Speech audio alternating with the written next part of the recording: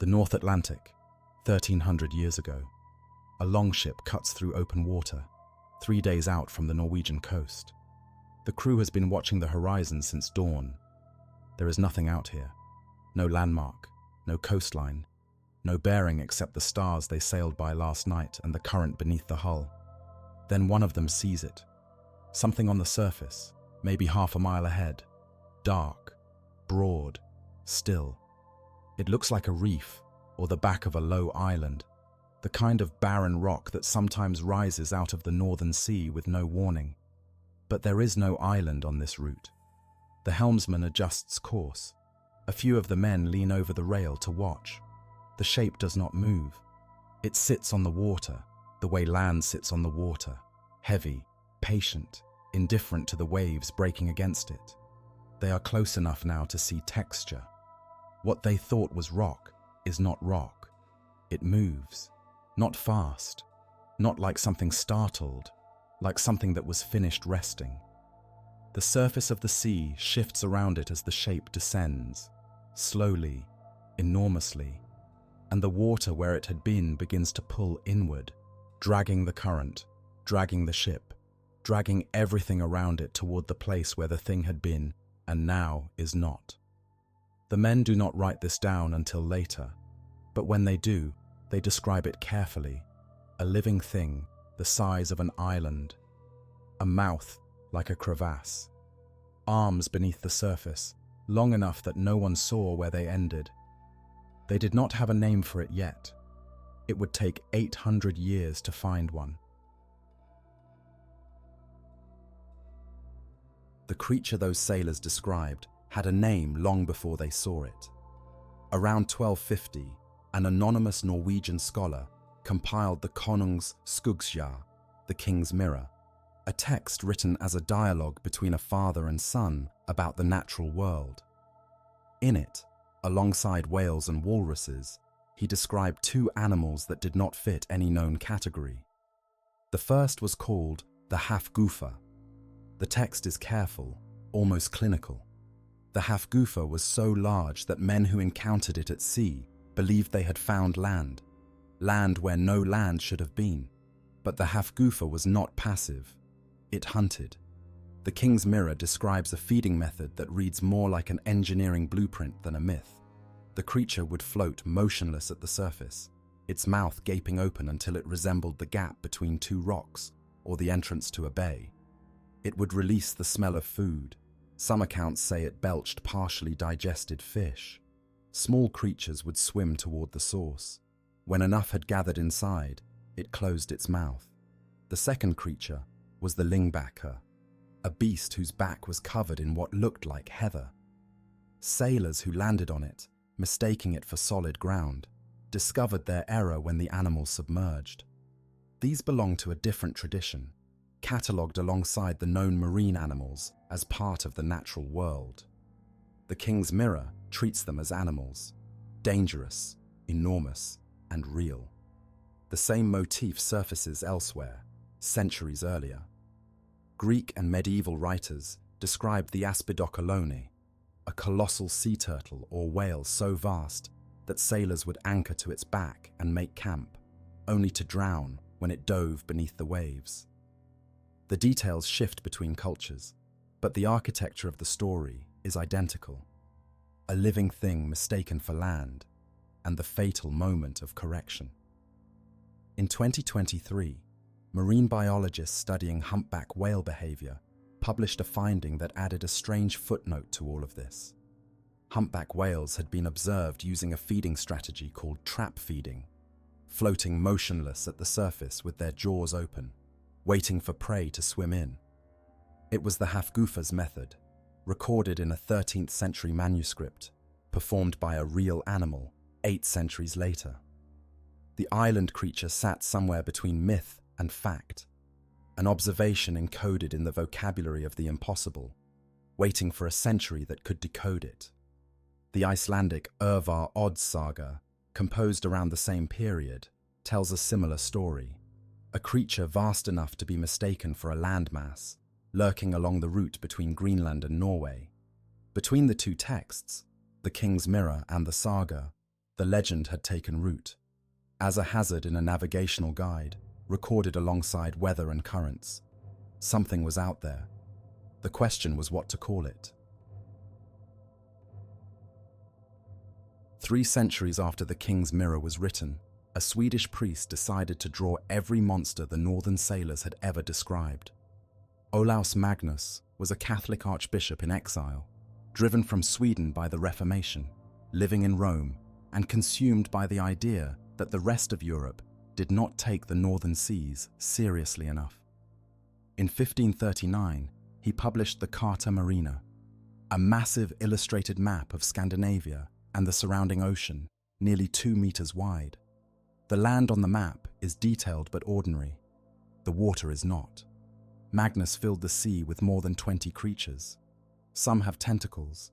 Some have jaws wide enough to swallow a hull. One wraps itself around a ship, while a sailor hacks at its flesh with an axe. Another breathes fire. A third has the head of a boar and the body of a whale. Magnus intended them as warnings.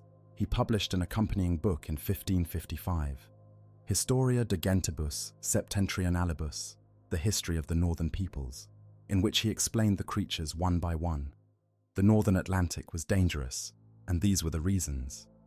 The map matters because of a principle that most educated Europeans accepted at the time. Every creature that existed on land had a counterpart in the sea. If there were dogs, there were sea dogs. If there were pigs, there were sea pigs. If there were horses, there were sea horses. Not the small, curled creatures we know by that name, but beasts the size of actual horses, made of muscle and brine. This was considered natural philosophy. The Carta Marina became a sourcebook. Cartographers across Europe copied its creatures for the next 100 years. The sea monsters on later maps made by people who had never met a Norwegian fisherman and never would, often trace back to Magnus's illustrations. A Swedish priest, drawing from exile in Rome, had defined what the ocean looked like for an entire continent. Among the creatures on the map, one stands out, a many-armed thing, coiled around a vessel, pulling it under. Its form is closer to a cephalopod than anything else on the chart. Whether Magnus intended it as a squid, an octopus, or something from a sailor's fever dream, no one can say for certain. But the image entered the European imagination, and it stayed. We talk about these creatures as if the people who believed in them were naive. They were terrified, and they had good reason to be. A sailor on a 14th century crossing faced odds that would be considered unacceptable in any modern profession. On long voyages, mortality rates could reach 50%, from dysentery, scurvy, exposure, and storms that struck in hours and left no wreckage. Ships disappeared. Entire crews vanished. There was rarely an explanation because there was rarely a survivor to provide one. The men who made these crossings lived in a state of chronic physical deterioration. They were dehydrated, malnourished, sleep-deprived, and confined to wooden vessels that offered no shelter from the weather. Under those conditions, the open ocean becomes a sensory vacuum, nothing to fix the eye on, nothing to measure the hours by. The mind fills in the gaps. A whale surfacing at dusk becomes something else. A mass of kelp takes a shape it doesn't have. The line between observation and hallucination blurs, and there is no one aboard qualified to draw it. Religion made this worse, or at least more specific. The Bible supplied its own sea monsters. The book of Jonah described a man swallowed by a great fish and spat out 3 days later. The book of Job described the Leviathan, a creature no hook could catch, no spear could pierce, whose breath set coals ablaze. The men who read these passages took them literally. They were warnings, placed in scripture by God, about what waited in the deep. When a ship failed to return, the people left on shore had no black box, no distress signal, no debris field to examine. They had a missing vessel and an empty horizon. The explanation that filled that vacuum was shaped by everything those people already believed. If the sea contained monsters and the ship was gone, then the monsters had taken it. The logic was airtight, given the premises. This is the environment that produced the Kraken legend. A combination of genuine physical danger, perceptual distortion, religious framework, and the absence of any competing explanation. The sea offered no answers. It had the only thing it needed to keep the legends alive: silence. The word is older than the legend. Kraken comes from the Norwegian krake, meaning twisted or crooked. It referred to the writhing of limbs, the coil of something alive and not meant to be looked at directly. In modern Norwegian, krake still means an unhealthy or twisted tree, something gnarled and wrong-shaped. The creature was named for the way it moved, not the way it looked. The earliest known reference in a Norwegian text appears in the accounts of King Sverre, who ruled Norway in the late 12th century. The reports describe something encountered during a coastal voyage, large, unfamiliar, and alarming enough to merit including in a royal chronicle. The description is sparse. What matters is the timing. The word was already in use before the King's Mirror catalogued the Hafgufa, before Magnus drew his map, before any of the texts that would later define the legend. What the word did have was a place in working folklore, the oral tradition of fishermen and coastal communities. You will search the sagas of Odin, Thor, and Loki without finding it. It plays no role in the creation of the world or its destruction. It sits apart from the great beasts of Yggdrasil and the monsters bound by the gods. It belongs to a different register entirely, the practical knowledge of people who made their living from the sea, passed along the docks and harbours of Scandinavia. This distinction matters because there is a creature in Norse mythology that does live in the sea and does inspire terror: the Midgard serpent, Jörmungandr, a beast so vast it encircles the entire world with its body. It would be easy to assume the Kraken grew out of that tradition, the sea monster of the common folk borrowing from the sea monster of the gods. But the two have almost nothing in common. The Kraken is a cephalopod, arms, bulk, ambush. Jörmungandr is a serpent, coiled, cosmic, prophetic. They occupy different shapes, serve different purposes in the imagination, and come from different layers of Scandinavian culture. The Kraken was always mundane. It was always physical. It was the thing the fisherman described to his wife when he came home late and shaking. That is what separates it from every other beast in the northern canon. It never belonged to the poets. It belonged to the men who went to sea.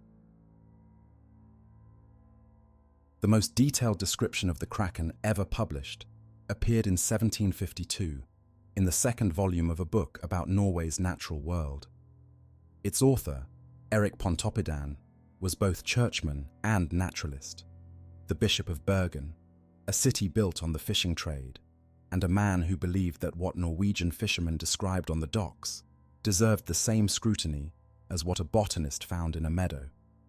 His two-volume Natural History of Norway covered everything from minerals and rivers to whales and seabirds. In the second volume, he turned to the Kraken.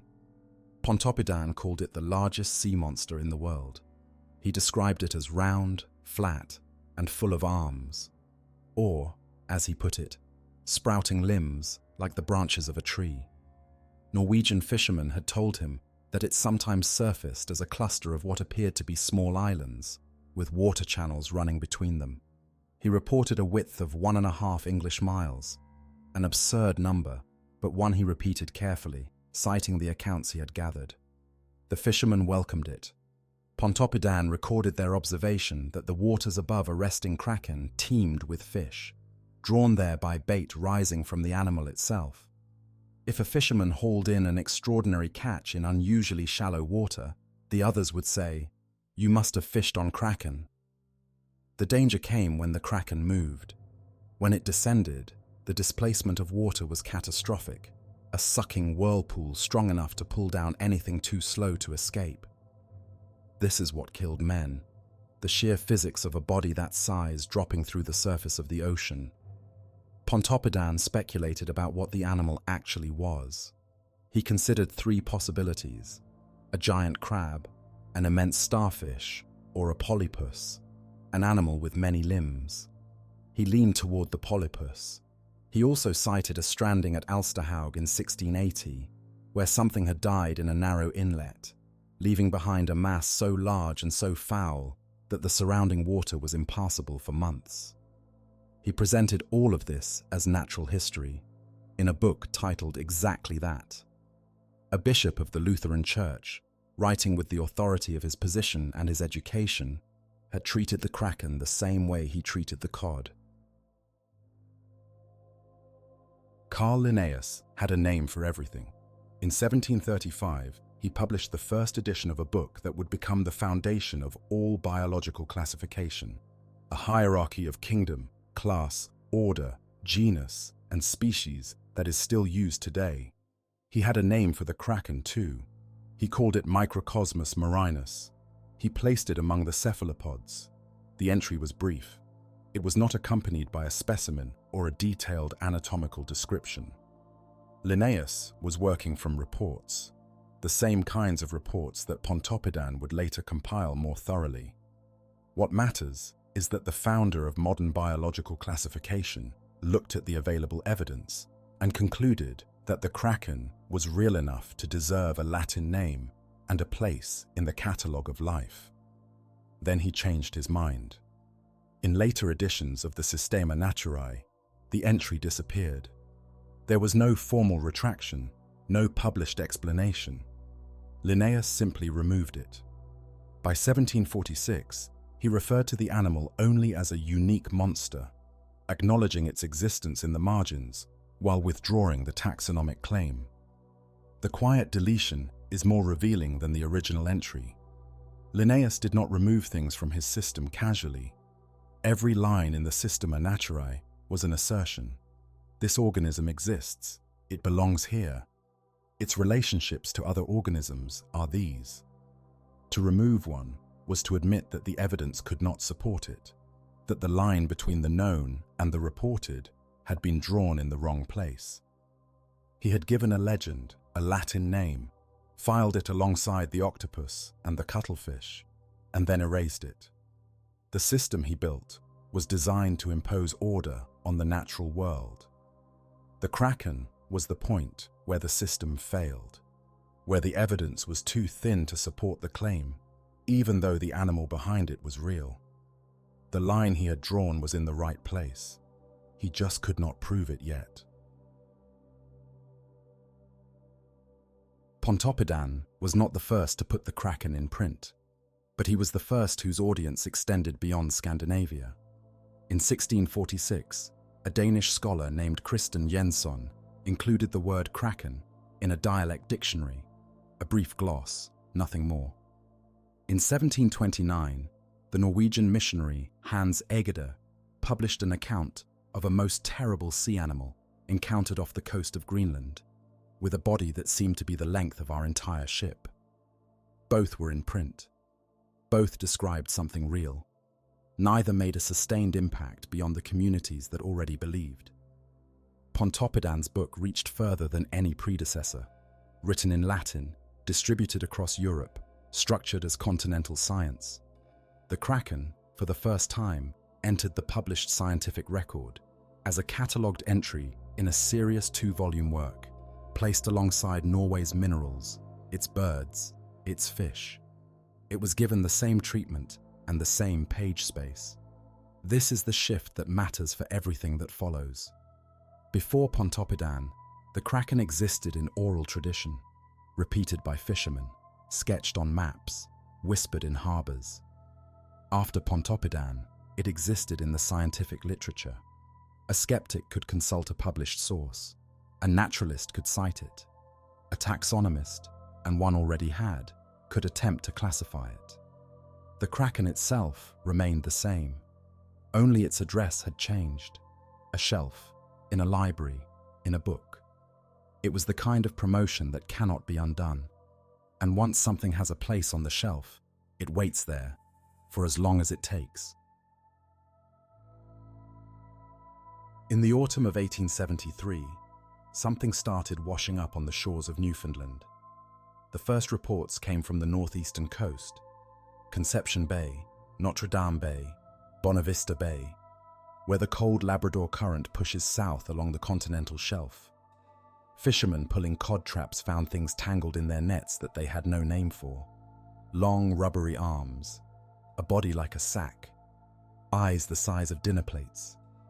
Some of the animals were still alive, thrashing in shallow water.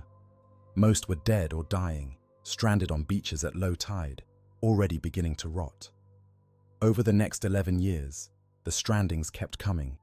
Between 1870 and 1881, more than 60 giant squid were recorded along this stretch of coastline, beached, netted, or found floating dead at the surface. It was the largest concentration of giant squid encounters ever documented in one place. Locals began calling it the Golden Age of Squid, though the phrase carried more bewilderment than celebration. These animals had lived in deep water for millennia. They were appearing on beaches in Newfoundland, and nobody understood why. The leading theory, then and now, involved the Labrador Current. This cold, deep water current runs along the eastern edge of the Grand Banks, carrying Arctic water south. In certain years linked to shifts in water temperature or circulation, the current pushes deeper toward the coast, and anything drifting in it gets funneled into the shallow bays. Sick squid, disoriented squid, squid that had ventured too far from their usual depth, all of them ended up in water too warm and too shallow to survive. In the 1960s, a marine biologist at Memorial University of Newfoundland named Frederick Aldrich noticed something. The strandings were happening again, another cluster, roughly 90 years after the first. He proposed that the two waves were connected, that whatever oceanographic conditions drove squid toward the coast in the 1870s had returned on a near-century cycle. The hypothesis remains unproven. The pattern, so far, has held. On the 26th of October, 1873, two men, a fisherman and his 12-year-old son, were working a small boat off Portugal Cove in Conception Bay. They spotted a dark mass drifting on the water and rowed toward it, assuming it was wreckage or a piece of a wrecked vessel. When they prodded it with a gaff, it moved. The animal surged upward, wrapping two long arms around the gunwale of the boat. The boy later said the body was enormous, wider than the dory itself, and the arms came over the side with a weight that pulled the rail toward the waterline. The boat began to take on water.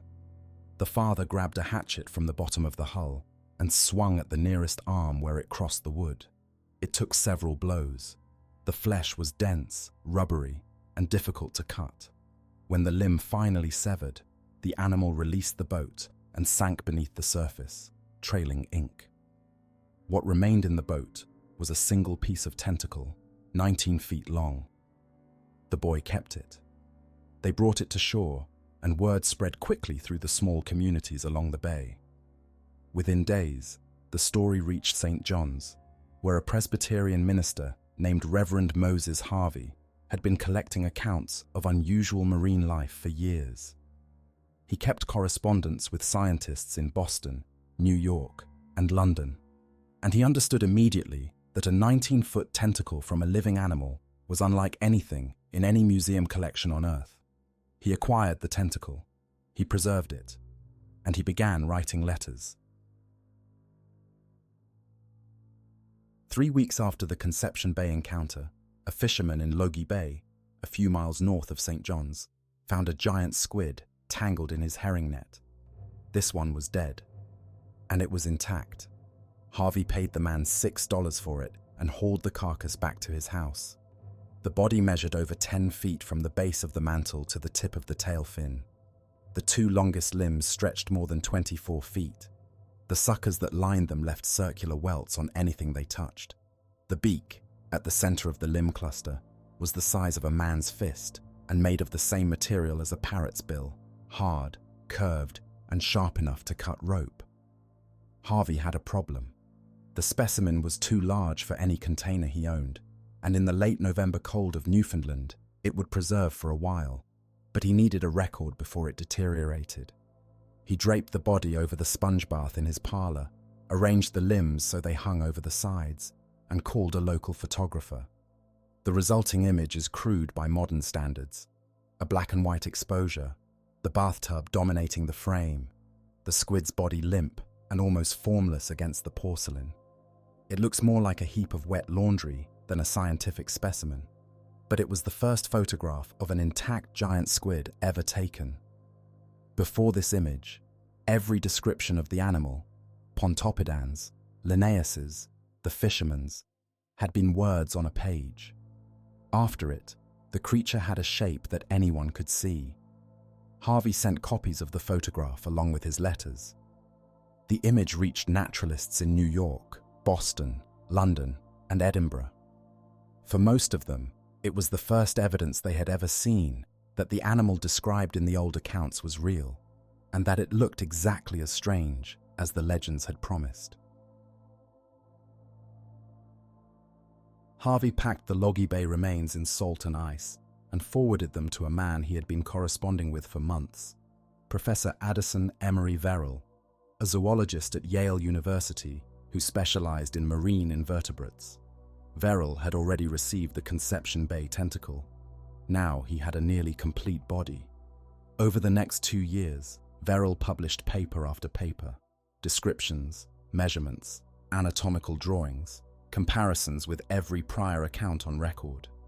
He classified the Newfoundland animals and placed them within a genus that a Danish zoologist had proposed in 1857, 16 years before any intact specimen existed to confirm it. The Dane's name was Japetus steinstrup, and the genus he had named, based on fragments, beaks, and a single preserved arm from a beached animal in Denmark, was Architeuthis. The species designation that followed was Dux, the leader, the chief. Architeuthis dux, the ruling squid. Verrill also commissioned an artist named James Emerton to build life-sized models of the animal, reconstructed from the preserved material and Verrill's own anatomical notes. One of Emerton's models measured over 12 feet across. These were among the earliest three-dimensional representations of a giant squid, and they gave the scientific community and the public a physical shape to attach to a name that had, until then, existed only in jars of alcohol and pages of Latin description. Several of the original Newfoundland specimens are still at Yale. The Peabody Museum of Natural History holds preserved remains from this period, pieces of the same animals that washed ashore during the Golden Age. They sit in storage, catalogued and labeled, more than 150 years after a boy with a hatchet pulled the first fragment from the water. Verrill and Harvey saved what they could. The scientific community received a handful of the Newfoundland animals, measured, sketched, classified, preserved. The rest vanished. The majority of giant squid that came ashore during those 11 years were dealt with by the people who found them, cod fishermen, their families, their neighbors. A carcass that washed up on a beach in a small outport community was unusual, but it was also large, smelly, and in the way. Most were cut up for fish bait. Some were fed to dogs. Others were hauled to garden plots and turned into the soil as fertilizer. The flesh decomposed quickly, and the community moved on. There was no hostility in this. The people who used these animals for bait and compost were the same people whose reports had reached Harvey in the first place. They understood that the creatures were remarkable. They also had nets to mend and families to feed, and a rotting squid on a November beach was a burden before it was a scientific opportunity. At least one specimen made the longer journey. A giant squid from the Newfoundland coast was shipped to E.M. Worth's American Museum in New York, where it was mounted and placed on public display. For the price of admission, anyone, a clerk, a factory worker, a child, could walk into the hall and stand in front of an animal that, 20 years earlier, had existed only in the stories of fishermen and the footnotes of naturalists. The creature that had been a word in a dictionary, a line in a bishop's book, A name in a taxonomist's catalogue and a shape in a bathtub photograph was now something you could look at with your own eyes and measure against your own body. In 1830, a 21-year-old Alfred Tennyson published a poem called The Kraken. It was 15 lines long, a Petrarchan sonnet with an extra closing line, and it described a creature older than human memory, lying at the bottom of the sea, asleep. Tennyson's Kraken does nothing in the poem. It lies in the dark, far beneath the surface, wrapped in enormous sea worms, surrounded by sponge growths that have been accumulating for millennia. The light above it is faint and green. It has been there for ages, and it will stay there until the end of the world. When the latter fire comes, the final burning, the ocean will warm, and the creature will rise to the surface, and it will be seen once by men and angels, and then it will die. That is the entire poem. There is no attack, no ship, no sailor struggling against coiling arms. The horror is in the stillness. Something immeasurably old and immeasurably large has been lying beneath the waves for the entire span of human civilization, and humanity has had no awareness of it. The ocean, in Tennyson's version, is a vault, a sealed space containing something that should never have been disturbed, and that will only emerge when everything else is already ending. Tennyson was 21 when he wrote it.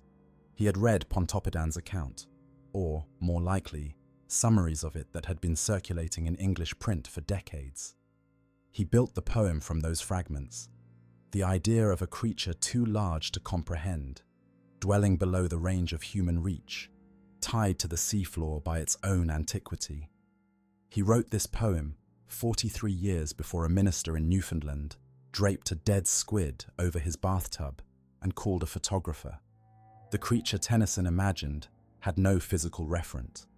Every detail, the worms, the darkness, the rising, the death, came from language alone. Tennyson's Kraken was still. The ones that came after it fought.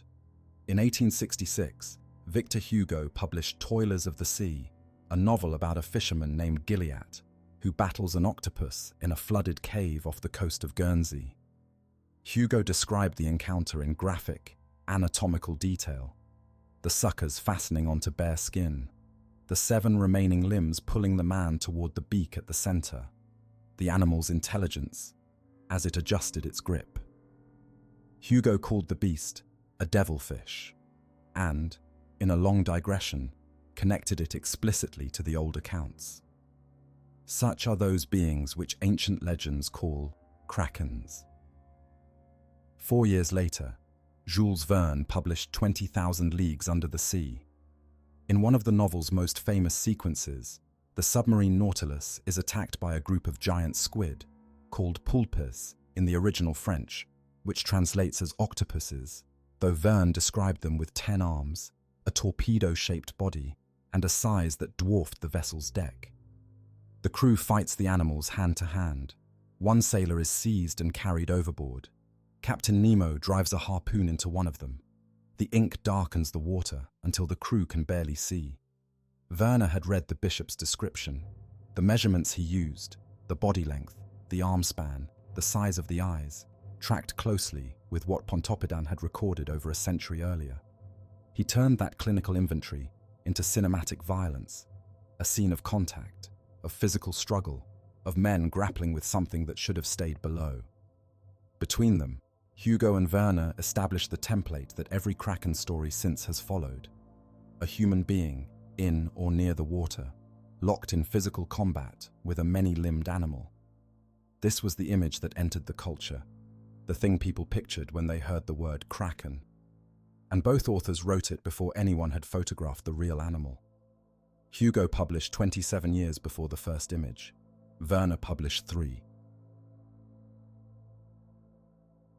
In the 1920s and 1930s, a writer from Providence, Rhode Island, built something new from the ruins of the Kraken.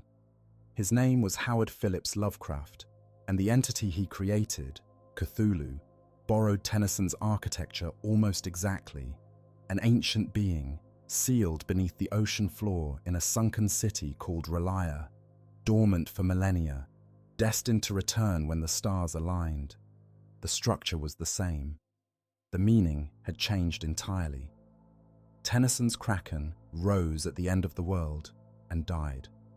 It was tragic. Lovecraft's Cthulhu would rise and consume. In Lovecraft's mythology, the ocean held something older than the species that sailed on it. A god, octopoid in shape, mountainous in scale, and indifferent to human existence in a way that went beyond hostility. Cthulhu represented, in Lovecraft's own words, uncontrollable violent action, the force that lies beneath the surface of every ordered system, waiting. What separated Lovecraft from the writers who came before him was timing. Tennyson wrote in 1830, Hugo in 1866, Werner in 1870, all before anyone had confirmed that a giant cephalopod actually existed. By the time Lovecraft wrote The Call of Cthulhu in 1926, the Newfoundland specimens had been measured, classified, and displayed in museums. The animal was real. Scientists had held its limbs and catalogued its anatomy, and Lovecraft knew this. He did something the earlier writers could only approximate. He took a confirmed zoological fact, that the deep ocean contains animals of enormous size, with tentacles and beaks and intelligence living beyond human sight, and asked what it would mean if something even larger, even older, and even more incomprehensible were down there too. The horror was that the real animal had already proven the ocean could hide such things. If one existed, the logic ran, why assume it was the largest? Why assume it was the strangest? Why assume the ocean had finished surprising us? The animal that washed ashore in Newfoundland, that Tennyson imagined in his poem, that Verne put aboard the Nautilus, and that Lovecraft sealed beneath Relia, the animal behind all of it, is Architeuthis dux, the giant squid. Here is what we know about it. Total length, up to 13 meters, measured from the tip of the tail fin to the end of the two longest tentacles. Body weight, approximately 275 kilograms.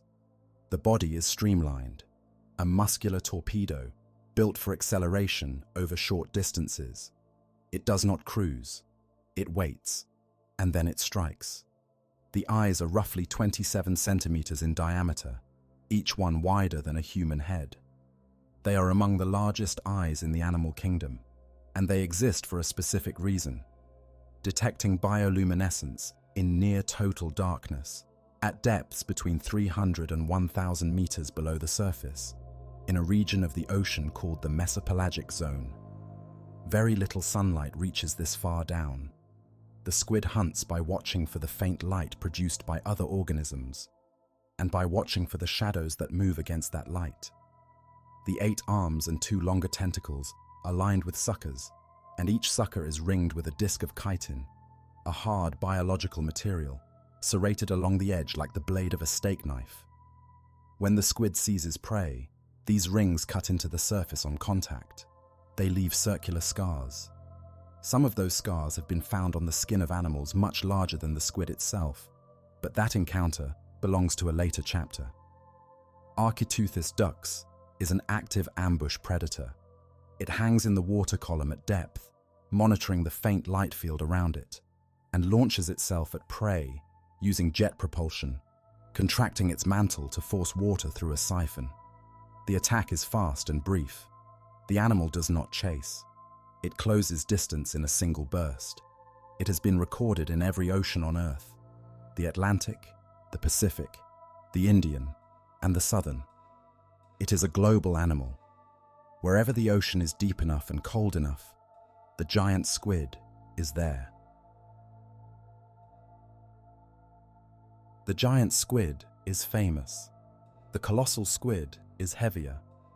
Mesonicoteuthis hamiltoni was first identified in 1925 by the British zoologist Guy Coburn Robson, working from a pair of arm crowns recovered from the stomach of a sperm whale. He had 2 limb fragments and a set of suckers, nothing else. It took decades and more fragments before the animal's full dimensions became clear, up to 495 kilograms, making it the heaviest living invertebrate on Earth. Heavier than the giant squid, shorter in total length, its tentacles are proportionally stubbier, but far more massive in the body.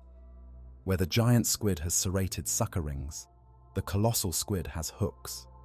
The tentacle clubs carry rotating hooks that swivel between 360 and 720 degrees. They can spin more than twice around their axis, locking into prey from any angle. The arms carry a different design, 3-pointed hooks, fixed in place, arranged in rows. These are instruments built for grip, and they leave wounds that look nothing like the circular scars of a giant squid. The eyes are the largest of any known animal, up to 40 centimeters across, wider than a basketball. At those dimensions, each eye can gather enough light to detect movement at distances that would be invisible to any other organism at the same depth. The colossal squid lives exclusively in the Southern Ocean, around Antarctica, a range that barely overlaps with the giant squid's global distribution. It is a passive ambush predator. Where the giant squid accelerates toward prey, the colossal squid hangs motionless in the dark and waits for prey to come within reach of its hooked arms.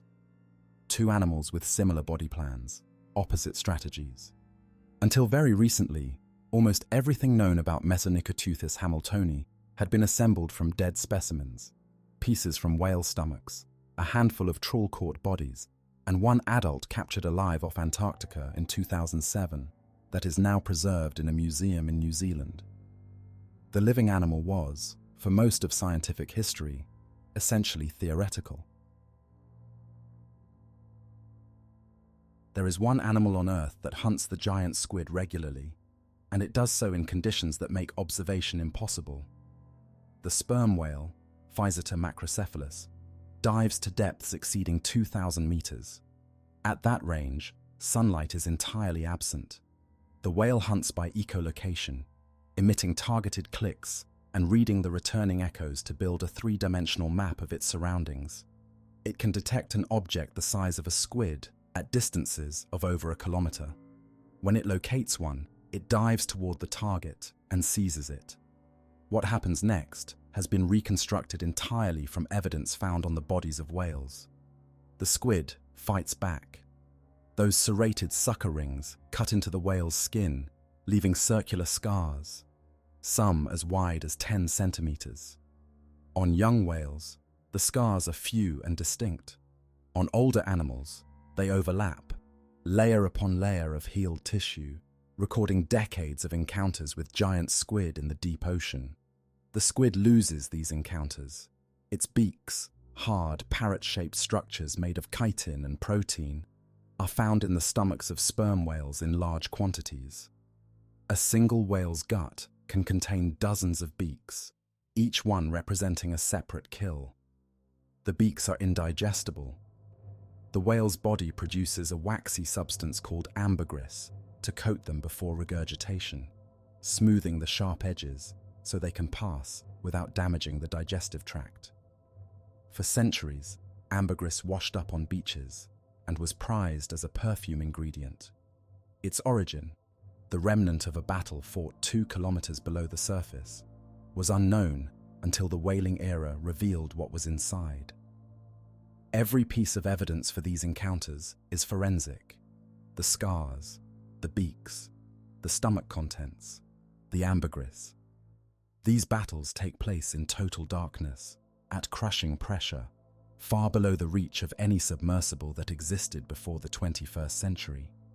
The only witnesses are the animals themselves, and the only record is written on their bodies. The war in the dark has been happening for millions of years. We read its aftermath and reconstruct the violence from what the survivors carry back to the surface. Here is what we still do not know about the giant squid. We do not know how they mate. We do not know how long they live. The best estimates suggest a lifespan of roughly 5 years, an animal that can grow to 13 meters and die within half a decade. but those estimates are built from growth rings in statoliths, tiny calcium structures inside the squid's head, and the method has never been verified against a known age specimen. We do not know their true depth range. The confirmed observations place them between 300 and 1,000 meters, but the sperm whales that eat them dive to more than twice that depth, and it is possible the squid live deeper than any instrument has yet recorded. We do not know the global population. Estimates range from tens of thousands to hundreds of millions, and the margin of error is large enough to make the number functionally meaningless. We do not know whether the giant squid and the colossal squid ever encounter each other in the Southern Ocean, where their ranges may overlap by a narrow margin. We do not know whether they compete for prey, avoid each other, or have any ecological relationship at all. The animal has a scientific name. It has been measured, photographed, dissected, and classified. It appears in textbooks.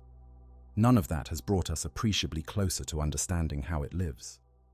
Steenstrup gave it a name in 1857. Verrill catalogued every specimen he could find. Harvey photographed one. Scientists have studied the anatomy down to the cellular level, and the animal remains, in almost every way that matters, unknown. Naming something does not tame it. For most of the 20th century, marine biologists tried and failed to find a living giant squid. The difficulty was structural. The animal lives at depths where sunlight is absent, and pressure would crush an unprotected human body. It inhabits a volume of ocean so vast that lowering a camera into it is, statistically, equivalent to dangling a coin from a helicopter over a continent and hoping it lands on a particular insect. The squid is fast. It avoids bright light. It avoids engine noise. Every tool that oceanographers had, submersibles with floodlights, remotely operated vehicles trailing cables and thrusters, announced its presence long before it arrived. The animal simply moved away. Expedition after expedition came back with empty footage. The giant squid had been dead on beaches, dead in museum jars, dead in sperm whale stomachs, and dead in trawl nets. Scientists had catalogued everything about its body. It existed in poems, novels, and nightmares. The one thing it had never been was alive on camera. In 2002, a New Zealand marine biologist named Steve O'Shea changed part of that equation. Working off the coast of New Zealand, O'Shea and his team captured 7 juvenile giant squid, small animals pulled from shallow water, each one the length of a forearm. He filmed them. They were translucent, fragile, and died within days of capture. The footage was grainy and brief. It showed a living giant squid for the first time in recorded history. It was a breakthrough, and it was incomplete. O'Shea had filmed juveniles at the surface, the equivalent of photographing a deep ocean predator in a hospital bed. The animal the scientific community wanted to see was an adult, in its habitat, at depth, doing what it does when nothing is watching. That animal had still never been observed. The search continued. On September the 30th, 2004, a Japanese marine scientist named Tsunemi Kubodera and a whale researcher named Kyoichi Mori lowered a baited camera rig to 900 meters off the Ogasawara Islands, south of Tokyo. They had chosen the location because sperm whales congregated there, and sperm whales eat giant squid. The logic was simple: go where the predator hunts. The camera was attached to a weighted line with bait. There were no floodlights. There was no submersible engine. The rig descended in silence, powered by gravity, and waited. An 8-meter giant squid attacked the bait line. The camera recorded the encounter automatically. The squid wrapped its arms around the bait, pulled and struggled for over 4 hours. In the process, it tore off one of its own tentacles, which remained attached to the line. Kubodera recovered the tentacle. It was still functioning, its suckers still gripping when it reached the surface. The camera had captured more than 500 photographs. They showed the squid alive, at depth, in its natural environment. an adult animal, in the precise conditions that every failed expedition had been trying to reach. The images were published in 2005 in the Proceedings of the Royal Society, B. They were the first photographs of a living adult giant squid in its natural deep-sea habitat. The last time someone had photographed a giant squid as a milestone was 1873, Moses Harvey in Newfoundland, with a dead specimen and a sponge bath. 131 years separated the two images. Harvey had photographed a corpse. Kubodera had photographed something alive, 900 meters below the surface of the Pacific Ocean, doing exactly what the animal does when it believes it is alone. The photographs from 2004 had proved that a live adult giant squid could be observed at depth. The next step was video, the animal in motion. In 2012, Kubodera returned to the Ogasawara Islands, this time partnered with Edith Widder, an American marine biologist who had spent her career studying bioluminescence in the deep ocean. Widder brought a different approach. Every previous attempt to film the giant squid had relied on lights that mimicked the sun, bright, constant, and alien to an environment where sunlight is absent. Widder's system used a camera that operated without any external illumination. Instead of light, she used a lure. The lure was called the E-jelly. It was an electronic device that replicated the distress display of a deep-sea jellyfish, a specific pattern of bioluminescent flashing that certain organisms produce when they are being attacked. In the deep ocean, that signal means prey is available. The logic was the same as Kubodera's sperm whale reasoning in 2004. Go where the food chain leads. The E-jelly attracted predators by speaking their language. The system was lowered to 630 meters. The camera waited in the dark. The E-jelly pulsed. A giant squid approached the rig. It drifted in from the darkness, silvery, its arms extended, and moved directly toward the lure. The camera recorded it. The animal was enormous, estimated at 3 meters in body length alone. It circled the rig, investigated the E-jelly, and remained in frame long enough for the team to capture sustained, clear video of a living adult giant squid in the deep ocean. It was the first confirmed video ever taken. The footage was broadcast in January 2013 as a joint NHK and Discovery Channel documentary. The audience was estimated in the hundreds of millions. For the first time, people could watch the giant squid move, see its arms unfold, see the silver skin catch the reflected glow of the camera's ambient light, see the animal alive and deliberate and enormous in its own world. In 2019, a team filming in the Gulf of Mexico recorded a giant squid at depth, the first observation in the Western Atlantic. It was captured on camera using a stealth rig similar to Widder's design, and it confirmed something that the scientific community had hoped but could not yet prove. The 2004 and 2012 encounters were repeatable. The giant squid could be found again.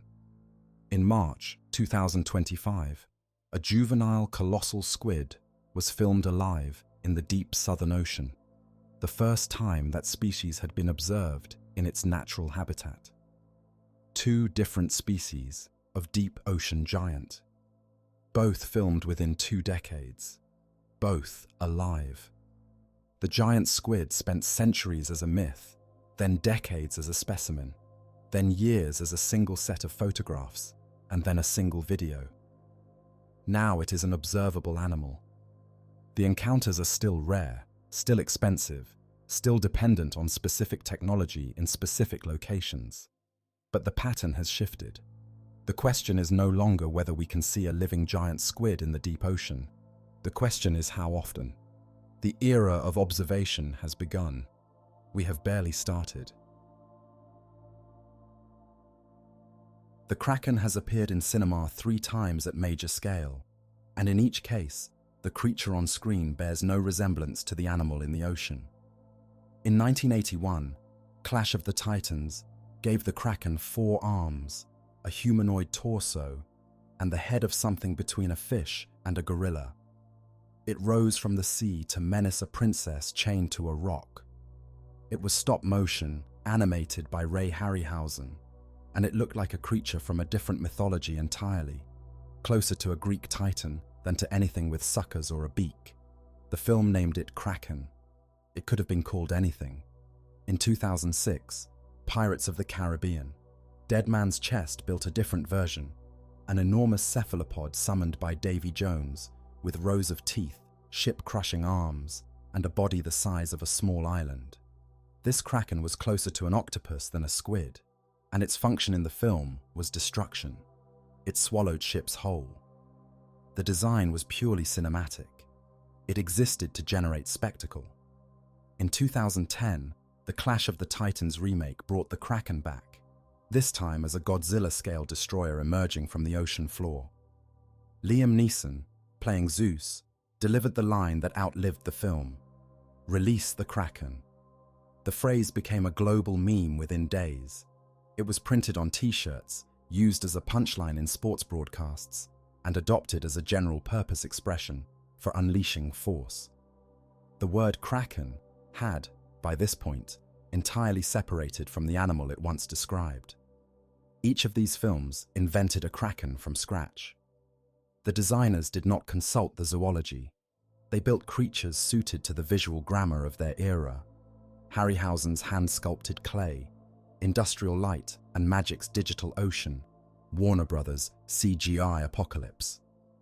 The result, across 3 decades of blockbuster filmmaking, is a monster with no fixed anatomy, no consistent size, and no connection to the 13-meter cephalopod that actually exists in the deep ocean. Cinema's Kraken is a kaiju, a spectacle animal, shaped entirely by what audiences fear rather than by what lives below the surface.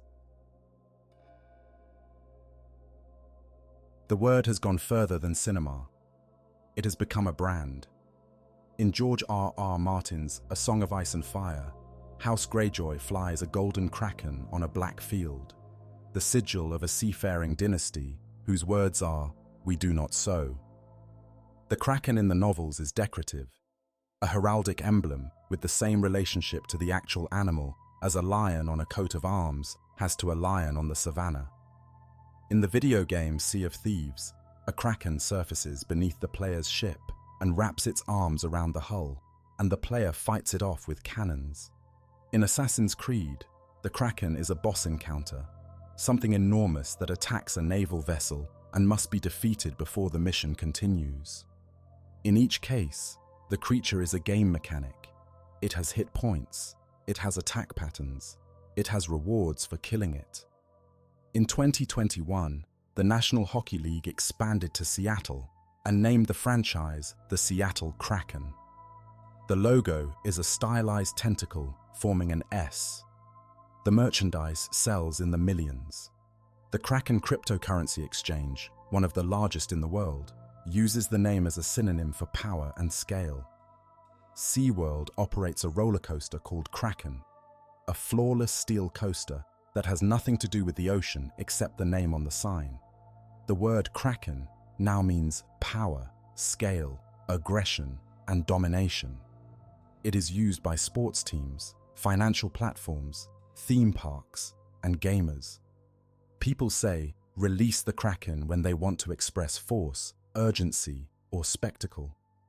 The phrase has appeared in political speeches, product launches, and gym slogans. It is one of the most commercially successful words ever borrowed from mythology, and it has, at this point, almost entirely ceased to refer to a living animal. The giant squid is still out there, in the deep ocean, doing what it has always done. The word that once described it now belongs to everyone else. Every civilization that has sailed the ocean has invented a monster to live in it. The Leviathan in the Book of Job, primordial chaos given a body, placed in the sea by God as a demonstration that there are forces beyond human control. Scylla and Charybdis in the Odyssey, inescapable peril, the sea as a corridor with jaws at both ends. The Aspidocalona in the Physiologus, temptation disguised as safety. The world serpent, Jörmungandr, destined to surface at Ragnarök and poison the sky. Every one of these creatures serves the same narrative function. Scholars call it the Chaos Kampf, the battle against chaos. The sea is darkness, disorder, and death, and the monsters are its ambassadors. They exist to be fought, endured, or fled from. They are instruments of moral instruction, divine punishment, or existential dread, and all of them are fictional. The Leviathan has no zoological referent. Scylla is a metaphor. The Aspidocalone is a parable. Jörmungandr is cosmology. They are stories shaped like animals, designed to explain why the sea is dangerous and why humans should fear it. The Kraken is different. The Kraken turned out to be real. It started as a description in a 13th century Icelandic text, evolved through the natural histories of bishops and botanists, was dismissed, was rediscovered, was given a Latin name, and was eventually photographed, filmed, and classified. It followed the same path as the Leviathan and Jörmungandr and Scylla, a monster born in myth, carried forward by sailors, and amplified by literature. But at a certain point, the path diverged. The myth and the animal separated. The other monsters remained stories. The Kraken became Architeuthis dux. That is the distinction this documentary exists to make. Only 0.001% of the deep sea floor has been visually observed by humans. That is an area roughly the size of Rhode Island. The remaining ocean, approximately 95% of it, is unmapped, unsampled, and unseen. In the Clarion-Clipperton Zone, a fracture zone in the Central Pacific that stretches wider than the continental United States, between 88 and 92% of every species recovered from the sediment is new to science. They have never been catalogued, named, or described. They come up in sampling nets, are identified as unknown, and are returned to a system of classification that was designed for a world we assumed we had already surveyed. The ocean does not conform to that assumption. In 1997, the National Oceanic and Atmospheric Administration recorded an ultra-low frequency sound in the southern Pacific Ocean. It was louder than any known biological signal. Newspapers called it evidence of a massive undiscovered animal. It was named the bloop. For 15 years, the bloop occupied the same space in popular culture that the Kraken had occupied for centuries. A sound from the deep, imagined as a creature. In 2012, NOAA identified the source. Cryoseisms, the fracturing of Antarctic ice shelves. The sound was geology. The instinct to hear a creature was human. We have always done this. Every generation has looked at the parts of the world it cannot see and placed something alive in them.